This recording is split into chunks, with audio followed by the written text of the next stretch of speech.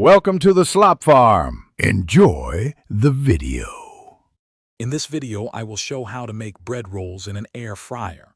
First, gather your ingredients including flour, yeast, sugar, and warm water.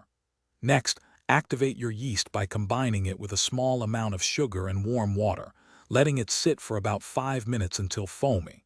Then, mix all the ingredients together to create a soft, pliable dough. This initial step is crucial for achieving perfectly risen rolls.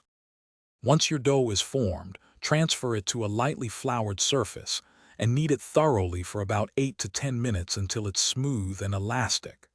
After kneading, place the dough in a lightly greased bowl, cover it, and let it rise in a warm place for approximately 1 hour. You'll know it's ready when it has doubled in size, indicating the yeast is active and working its magic. Now it's time to shape your rolls.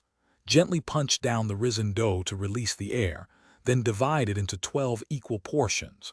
Roll each portion into a smooth, round ball.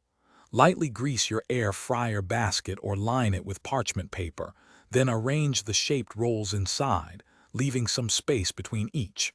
Cover them again and let them rise for another 30 minutes. Finally, preheat your air fryer to 325 degrees Fahrenheit for about 5 minutes. Place the rolls in the preheated basket and air fry them for 8 to 10 minutes, or until they are beautifully golden brown and cooked through. Let them cool slightly before serving. These homemade air fryer bread rolls are incredibly delicious and perfect for any meal. Don't forget to check the description for a link to some amazing darn tough socks and other great deals. Thanks for watching. Consider subscribing if we helped you today.